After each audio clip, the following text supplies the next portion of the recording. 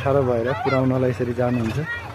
अब यहाँबाट चाहिँ एकदमै लगभग यहाँदेखि वारी पारियो, पारी तिरपाल देखेको र यहाँ वारी एकदमै राम्रो पुल बन्न लागेको छ, झोलुङ्गे पुल। हामीहरूले यहाँ यसरी बाटो अप्ठ्यारो भएको कारणले अभिभावकहरूले यसरी अहिले चाहिँ आफ्नो आफ्नो नानी लिन आउनुहुन्छ। प्रत्येकजना यहीँ लड्नुहुन्छ, जानुहोस् तपाईँ उता। ए सरी भाइ, अब केही दिनभित्रमा चाहिँ समापन हुनेछ यो। लगभग यसको लिउमाल पनि उठिसक्दैछ। यहाँ देख्न सक्नुहुन्छ लिउमाल तयारी हुँदैछ।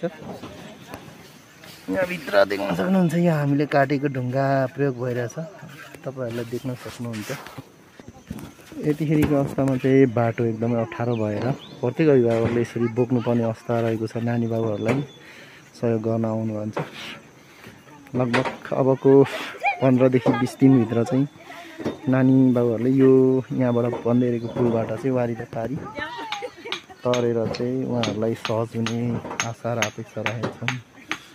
उहाँहरूले नानी बाबुहरूलाई बोकेर यसरी जानुहुन्छ।